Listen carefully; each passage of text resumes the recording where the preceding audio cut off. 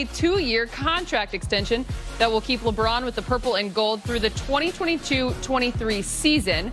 LeBron is coming off a year where, at age 35, he led the league in assists at over 10 a game. Now, LeBron was already under contract for $39 million this year. The reported terms of the extension, starting in the 2021-22 season, he will be making over $41 million, and that will bump up to over $44.5 million in the 2022-23 season. I love those numbers. Clutch Sports tweeting out the news saying, "Congrats, King James, signing your extension with the Lakers. Hashtag clutch." Clutch. I don't know about you guys, but I feel like this news caught me by surprise. Kevin Ding, did it you as well? Yeah.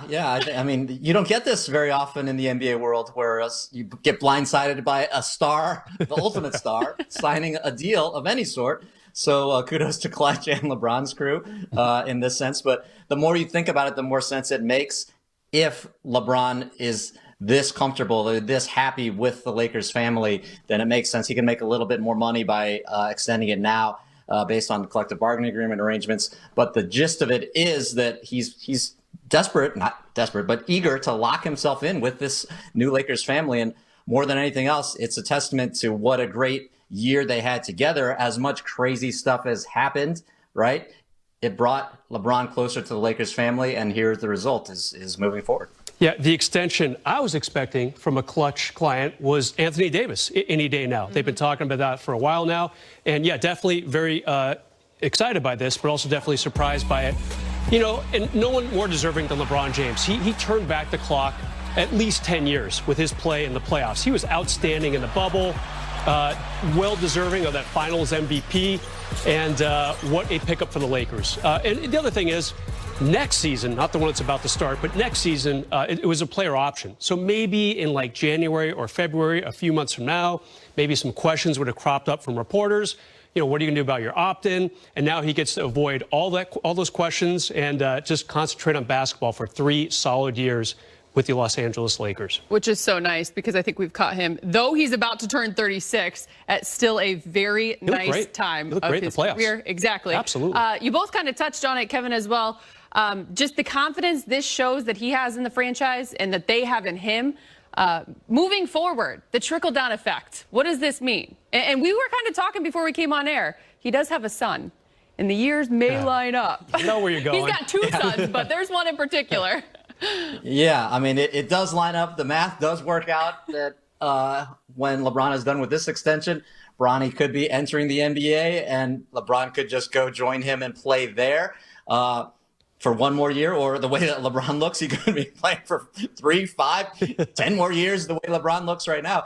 But that's, far out there. And LeBron, as you know, Ali and Brez, he's mentioned that as a goal of his, a far-reaching goal. But that's a goal of his to have line up. But for now, the gist of it is that and it's sort of refreshing, to be honest, to have a star player not be trying to, hold a hammer over an organization and say, look, I can leave at any time. I can leave after any year. And LeBron showed the whole league how to do that, basically, by signing short-term deals over and over and over. And now he knows this is where he wants to be. This is the franchise he long wanted to play for, right? And this is a partnership that has proved to be everything that he wanted it to be. But they won, right? And they're working with them in a beautiful fashion. So more than anything, it's a collective feeling here, and it's refreshing, right? I mean, you everywhere you go now, players are trying to dictate to management. Well, I want this. I can show you this. I can bring in this player. But here's LeBron saying, hey, we're working together beautifully.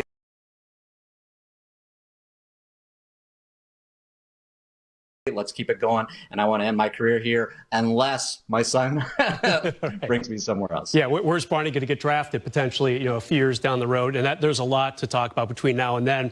But just the fact that LeBron indeed is saying, hey, I've enjoyed my years in L.A. It helps when you win a championship in his second season with the Lakers.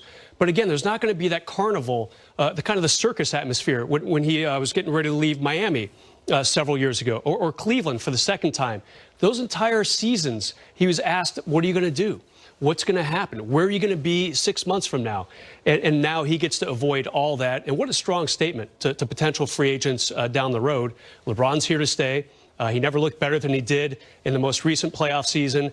And now we just wait for Anthony Davis. How long will his deal be? That's what's next. And then after that, games, which we're starting to find out when those are happening. Slowly but surely. The NBA, yes, made it official that the Lakers will be playing in the first night of the regular season. They will, of course, be playing the Clippers. Game 1 is Tuesday, December 22nd at 7 o'clock. The other game that day is Warriors and Nets. KD expected to make his Brooklyn debut against his former team. The Christmas Day slate of games have also been announced, and it's a great lineup. The Lakers play at 5 o'clock against Luka Doncic and the Mavs. The day starts with the young Pelicans against the Miami Heat, followed by the Warriors versus Bucks. Then Nets, Celtics, the Lakers and Mavs are the fourth game of the day, which wraps up with then Clippers and Nuggets. Talking with me and Richard Jefferson on the Road Trippin' podcast, LeBron had nothing but praise for Luka's game. Luka is one of my favorite players in the NBA today. From the simple fact of the way I play the game is exactly how I love the way he plays the game. Team first, gets his guys involved. If you challenge me to score, I'm going to score. And at the same time, I'm going to score. And also, at the same time, I'm going to keep my guys involved. But I play for the team, and I'm going to play with a sense of joy. When Luka was going through his contract negotiations with Nike, and you saw him at one point, he was wearing Jordans. He started wearing the other brands. Other brands, you don't even say the name. I don't say the other so brands. Good at that. He was wearing the other brands on his feet during practices and notion. I wanted to begin Team LeBron and have Luka as my first signing with Nike. Oh, wow. This is what I wanted. And I don't believe that my guys at Nike was ready for that. And obviously they were not, because he ended up going to Jordan. Yeah. And I don't even know if Luka knows this, but he will know it now. I wanted Luka to be the first signee of Team LeBron when he was going through his situation.